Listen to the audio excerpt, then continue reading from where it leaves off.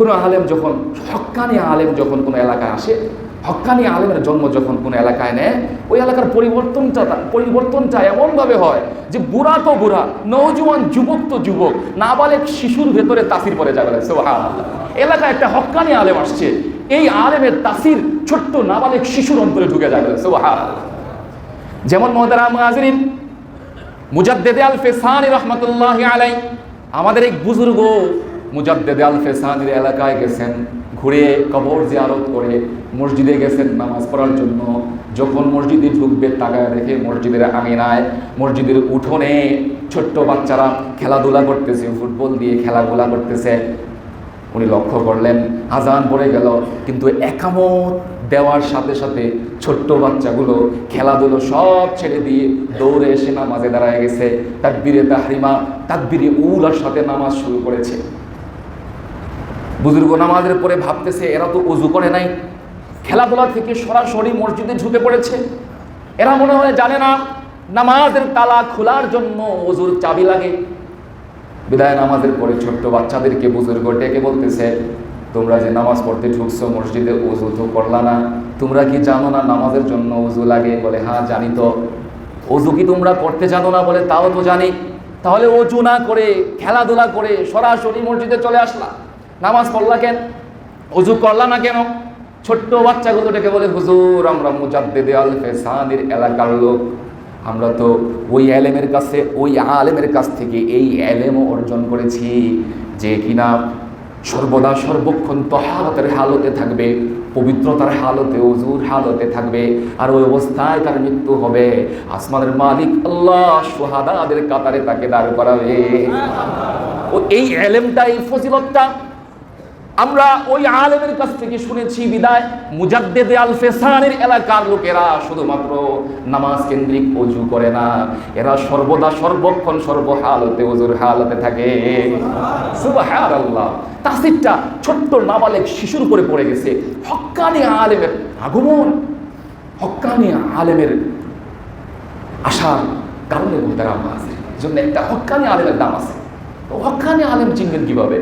বলে এলাকার আলেমগুলা, ভালো মানুষগুলা যাকে স্বীকৃতি দেয় লোকটা হক, সত্যবাদী, লোকটা ন্যায় নিষ্ঠাবান, লোকটা রাসূলুল্লাহ সাল্লাল্লাহু আলাইহি ওয়াসাল্লামের সুন্নত অনুযায়ী, একেবারে সুন্নত অনুযায়ী জীবনকে কাটায়। বলে তার আর কোনো বুজুর্গির দরকার নাই, তার আর কোনো কেরামতি দেখানোর দরকার নাই, সে শুধু রাসূলুল্লাহর আদর্শ, রাসূলুল্লাহর সুন্নত অনুযায়ী জীবনযাপন করে। ব্যাস হক্কানি আলেম, হক্কানি আলেম।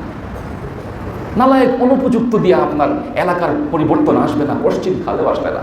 একটা হক্কানি আলেমের মাধ্যমে যতটা পরিবর্তন আসবে, বুড়া তো বুড়া, নওজোয়ান যুবক তো যুবক, বলে ঘরের ভেতরে পর্দার আলের মা বোনরাও পর্যন্ত এর তাসির পেয়ে যাবে। এই হক্কানি আলেমের আগমনে এরা উর্নি পড়া শিখে যাবে, বলে সুবহানাল্লাহ, শুনবে এরা, আর ছোট্ট বাচ্চাদের ভিতরেও তাসির করবে। এই জন্য মুহতারাম হাজিরিন, যদি আমরা আমাদের নেক্সট জেনারেশন, আমাদের পরবর্তী জেনারেশনকে আমরা মসজিদমুখী করতে চাই, তাহলে ওলামা চিনাইতে হবে, শাহ আহমদ শফি চিনাইতে হবে, ওলামায়ে কেরামের সংস্পর্শে সন্তান নিয়ে যেতে হবে, সাহাবায়ে কেরামের জিন্দেগি চিনাইতে হবে, তাসির করবে মুহতারাম হাজিরিন। আর যদি একটা সন্তান আলেম হয়ে যায়, বলে আমার আখিরাতের পাঠানো হইল, আখিরাতের জন্য সঞ্চয় করা হইল। ওই যে আল্লাহ তাআলা বলছেন ওয়াল তানজুর নাফসুম মা কদ্দামাত লিগাদিন, একটু চিন্তা করো কি করলো আখিরাতের জন্য, কি পাঠাইলা আখিরাতের জন্য, একটু চিন্তা করো। নাকি সন্তানদেরকে ডাক্তার ইঞ্জিনিয়ার বানাবা, এজন্যই ফিকির করতেছো শুধু সন্তান স্টাবলিশ হবে, সন্তান ডিগ্রিধারী শিক্ষিত সন্তান হবে, এগুলাই ফিকির করতেছো? নাকি সন্তানকে আখিরাত চিনানোর, আলেম বানানোর, কোরআন হাদিসের শিক্ষা দেওয়ার ফিকিরটাও করতেছো? আখিরাত চিনবে, জান্নাতে যাওয়ার রাস্তা দেখবে, রাস্তা চিনবে, হালাল হারাম মেনে চলতে পারবে, এই শিক্ষাটা দিচ্ছ তো? আখিরাতের জন্য কি করলা? সন্তানকে আখিরাতের দিকে কতটুকুন অগ্রগামী করলা, কতটুকুন আগায়া দিলা, কতটুকুন নিয়ে গেলা? ওয়াল তানজুর নাফসুম মা কদ্দামাত লিগাদিন ওয়াত্তাকুল্লাহ ইন্নাল্লাহা খাবীরুম বিমা তা'মালুন। জেনে রাখো তুমি যা যা করতেছ সব আমি খবর রাখি, সব আমি দেখতেছি। আমি শুধু খবর রাখি না, সরাসরি দেখি। তোমাদের মতো সিসি ক্যামেরা দিয়া দেখি না, সরাসরি দেখি।